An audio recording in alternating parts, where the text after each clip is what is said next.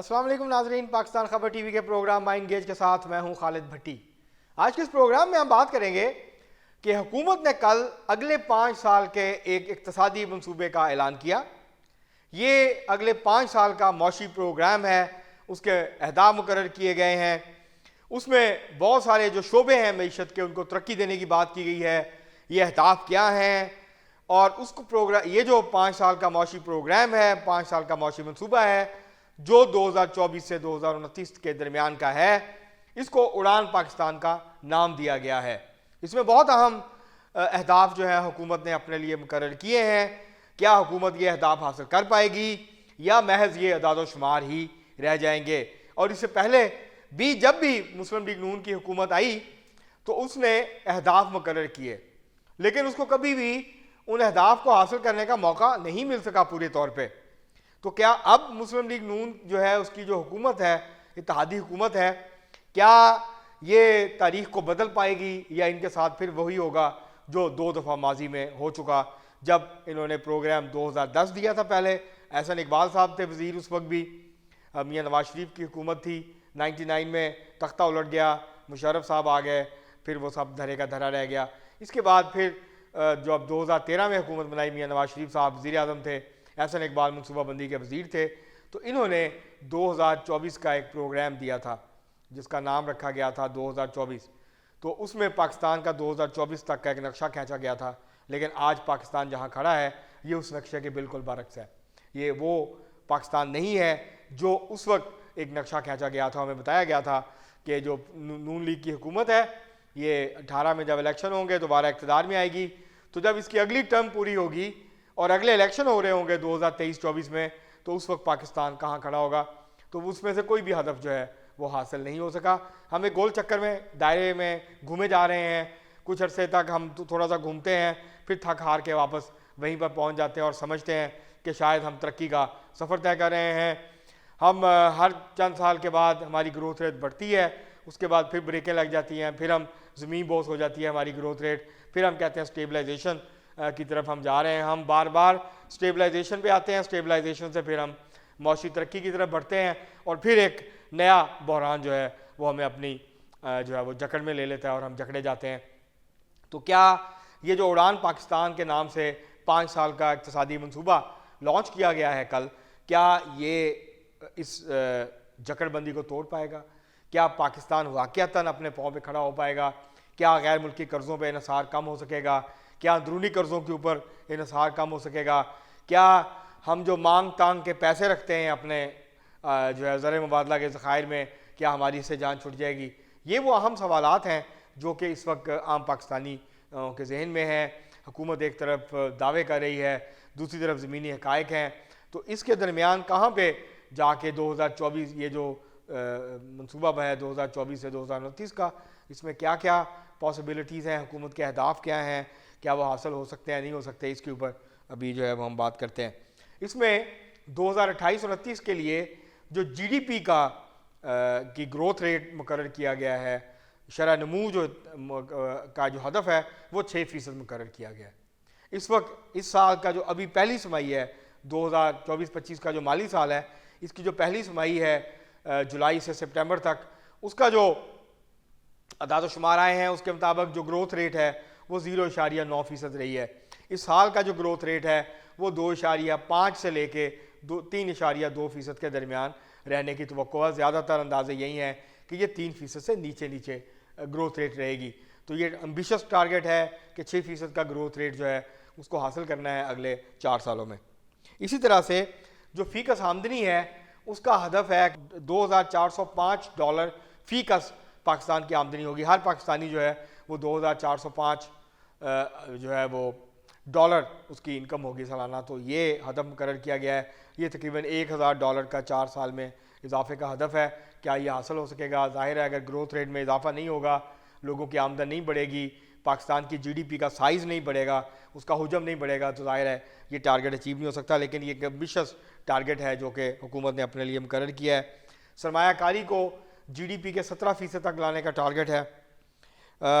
Tax to GDP शरह है उसको 13.5% पे लेके जाने का इस वक्त 9% के करीब है। तो ये काफ़ी बड़ा इजाफा है 4.5% का। जो कि मुकर्रर किया है हुकूमत ने। अब देखते हैं कि कहाँ तक पहुँचता है। इसी तरह जो एक्सपोर्ट है, जो बरामदात हैं, उसका हदफ 63 अरब डॉलर का उसका हदफ रखा गया है। इस वक्त कोई 36-37 अरब डॉलर के करीब है। अब देखते हैं क्या इसमें इतना बड़ा इजाफा हो पाएगा। तकरीबन 5 से 6 अरब, बल्कि शायद इससे भी ज़्यादा 7 अरब डॉलर सालाना का इजाफा जो है वो करना पड़ेगा इस हदफ को हासिल करने के लिए। तो देखते हैं कि क्या ये हदफ हासिल हो सकेगा, नहीं हो सकेगा। जो सरकारी कर्जे हैं उसको GDP के 60% पे लेके आना है, ये भी एम्बिशियस टारगेट है। ये तकरीबन 3 से 4% GDP के हिसाब से जो है जो कर्जे हैं उसके अंदर कमी लाना होगी हर साल, तो फिर जाके ये हदफ जो है उसके करीब पहुंचा जा सकेगा। नाज़रीन, अगर ये पूरी तरह से हदफ हासिल भी नहीं होते, फ़र्ज़ किया 100% नहीं होते, 90% नहीं होते, अगर ये 70 से 80% भी हासिल हो सकते हैं तो पाकिस्तान जिस बहरानी कैफियत में है इससे निकल सकता है, अगर ये इतने 70% तक भी इसको हासिल कर लिया जाए। लेकिन इसके लिए ज़ाहिर है फिर काम करना पड़ेगा, इसके लिए सीरियस रिफॉर्म्स करनी पड़ेंगी, और अगर रिफॉर्म्स नहीं होती तो ज़ाहिर है वक्ती तौर पे GDP ग्रोथ होगी, उसके बाद फिर करंट अकाउंट खसारा बढ़ेगा, तजारती खसारा बढ़ेगा, और फिर मईशत जो है उसको ब्रेकें लगनी शुरू हो जाएगी। इसमें यह भी हदफ मुकर्रर किया गया है कि जो तालीम का शोबा है उस पर GDP के 4% जो है वो तालीम पे खर्च किया जाएगा। ये भी एक एम्बिशियस टारगेट है, और ये भी टारगेट है कि हर साल 2 लाख IT ग्रेजुएट्स जो हैं वो पाकिस्तान में तैयार किए जाएंगे, जो कि डिजिटल इकॉनमी में आगे बढ़ेंगे, जो कि फ्री लांसिंग करेंगे। 5 अरब डॉलर सालाना कमाने का टारगेट है फ्री लांसिंग के ज़रिए। ओवरऑल जो IT की एक्सपोर्ट है, जो बरामदात हैं, उसका हदफ जो है वो मुकर्रर किया गया है 10 अरब डॉलर सालाना का। इसी तरह सरमायाकारी जो है उसका जो हदफ है वो 2028-29 में 10 अरब डॉलर तक लेके जाने का, ये भी एम्बिशियस है। इसमें तकरीबन इस वक्त जो पाकिस्तान की जो फॉरेन इन्वेस्टमेंट है वो 2.25 अरब डॉलर के करीब है, तो इसमें 4 गुना इसको बढ़ाने की बात कर रही है हुकूमत। तो ये देखते हैं कि क्या ये जो है हदफ हासिल हो सकेगा, नहीं हो सकेगा। इसी तरह जो GDP का जो साइज़ है पाकिस्तान का, जो इस वक्त तकरीबन 380-85 अरब डॉलर के करीब है, इसमें यह तवक्को है, हुकूमत ने हदफ मुकर्रर किया कि 2035 तक पाकिस्तान 1 ट्रिलियन डॉलर की, यानी 1000 अरब डॉलर की जो मईशत है उसका हदफ जो है उसको हासिल कर लेगा, और पाकिस्तान उन ममालिक की फहरिस्त में शामिल हो जाएगा 2035 तक जिनकी GDP का जो साइज़ है वो 1 ट्रिलियन डॉलर या उससे ज़्यादा है। तो ये भी एक एम्बिशियस टारगेट है। देखते हैं कि क्या अगले जो 5 साल 10 साल हैं, क्योंकि 10 साल का हदफ है, क्या पाकिस्तान जो है वो एक ऐसी जो है वो सस्टेनेबल ग्रोथ को हासिल कर पाता है, एक ऐसी शरह नमू को हासिल कर पाता है जो कि ज़्यादा भी हो, 6 से 7-8% के करीब हो, और वो मुसलसल भी हो। उसको अगले 5-10 साल तक क्या बरकरार रखा जा सकेगा, ये एक अहम सवाल है। 2047 तक 3 ट्रिलियन डॉलर की मईशत बनने का पाकिस्तान ने अपने लिए हदफ मुकर्रर किया। अब ये डिपेंड करता है, क्योंकि हुकूमत तो चाहती है 5 साल के लिए आती है, वज़ीर आज़म 4 साल 3.5 साल बाद रुखसत हो जाते हैं, पाकिस्तान की हिस्ट्री है। अब देखते हैं कि क्या ये हुकूमत, इसको मौका मिलेगा दोबारा, नहीं मिलेगा, इलेक्शंस का क्या नतीजा निकलता है, तो ये सारी चीज़ें अभी देखना बाकी हैं। लेकिन ये अहदाफ हैं जो मैं आपके सामने रख रहा हूँ। इसमें अगले 5 साल में जो 4 साल हैं, अब 4 ही रह गए, 4.5 साल, इसमें जो गुर्बत है उसमें 10% कमी होगी। इस वक्त 60% पाकिस्तान की आबादी गुर्बत की लकीर के आगे पीछे रहती है, जबकि 25-30% आबादी ऐसी है जो वो इंतहाई गुर्बत में रहती है। तो ओवरऑल गुर्बत में 10% कमी का हदफ है। ये बड़ा हदफ है, अगर ये हासिल कर पाती है तो इससे 10% जो पाकिस्तानी आबादी है वो निकल आएगी, गुर्बत की लकीर से ऊपर आ जाएगी, वो गुर्बत से निकल आएंगे, वो अपनी बुनियादी ज़रूरियात पूरी करने के काबिल हो सकेंगे। अब देखते हैं कि इसके अंदर जो है ये तकरीबन 2.5 करोड़ के करीब लोग बनते हैं, बहुत बड़ी आबादी है। दुनिया के कई ममालिक जो हैं उनकी आबादी जो है इससे कम है, मजमूई आबादी, जितना हुकूमत ने अपने लिए हदफ मुकर्रर किया है।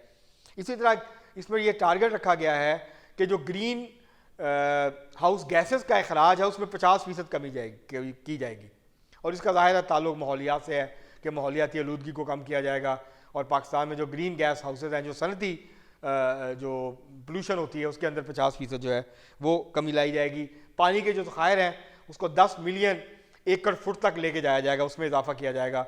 नए रिजर्वायर्स बनाए जाएंगे, नए डैम्स जो हैं उनको तामीर किया जाएगा। नौजवानों में बेरोज़गारी की शरह जो इस वक्त बुलंद है उसको 6% पे लाया जाएगा। ज़ेर काश रकबे में 20.3 मिलियन एकड़ का इजाफा किया जाएगा, 2 करोड़ एकड़ का तकरीबन जो है वो इजाफा किया जाएगा। ये भी बहुत एम्बिशियस टारगेट है।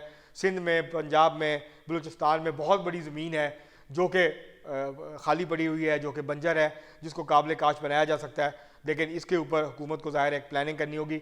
महज लिख देने से, ऐलान कर देने से नहीं होगा, इसके लिए अमली तौर पर काम करना पड़ेगा और काफ़ी ज़्यादा मेहनत करनी पड़ेगी। चीन इस हवाले से पाकिस्तान की बहुत ज़्यादा मदद जो है वो कर सकता है। इसी तरह जो तरसीलात ज़र हैं जो इस वक्त तकरीबन $30 अरब डॉलर से कम है, उसका जो हदफ है वो 39.8 अरब डॉलर मुकर्रर किया गया है 2028-29 के माली साल के लिए। तो अब ये अहदाफ हैं और ये जो टारगेट है, ये जो पूरा मौशी प्लान है, ये बेसिकली ज़राअत के गिर्द घूमता है, माइनिंग के गिर्द घूमता है, IT के गिर्द घूमता है, मिनरल्स के गिर्द घूमता है।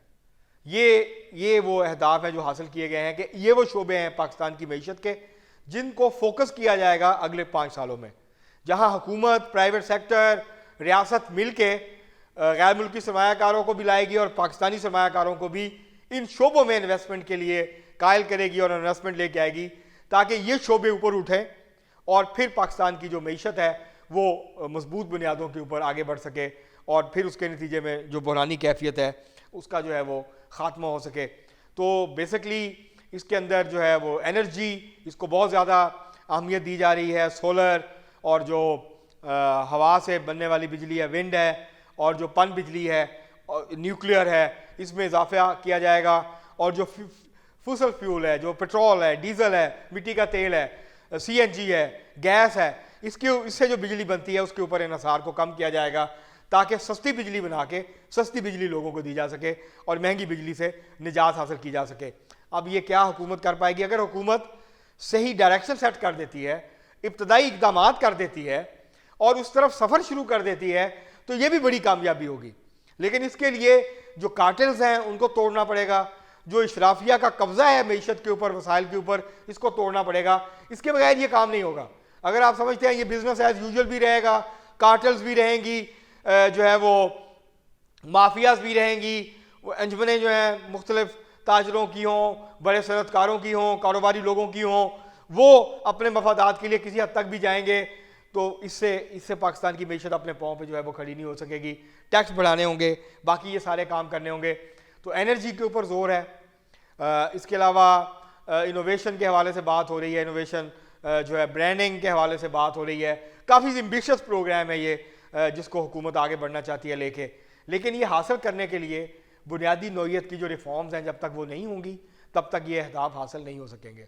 और महज प्राइवेट सेक्टर के ऊपर उम्मीद लगा के रखेगी अगर रियासत या हुकूमत, तो फिर भी ये अहदाफ हासिल नहीं होंगे। रियासत को, हुकूमत को इसके लिए प्रोएक्टिवली काम करना पड़ेगा, प्लानिंग करनी पड़ेगी, हर सतह की प्लानिंग करनी पड़ेगी, छोटे छोटे इकदाम से लेके बड़े इकदाम तक की प्लानिंग करनी पड़ेगी। इसको 1 महीने, 3 महीने, 6 महीने, 1 साल के अहदाफ जो हैं वो मुकर्रर करने होंगे ताकि इसके ऊपर पूरे तरीके के साथ अमल किया जा सके। और फिर आम जो पाकिस्तानी है, क्योंकि ऐसी मौशी तरक्की जिसका फ़ायदा सिर्फ उमरा को हो, इशराफिया को हो, मखसूस लोगों को हो, एक मखसूस तबके को हो, 5% लोगों को हो, 10% लोगों को हो, उससे मुल्क तरक्की नहीं करता।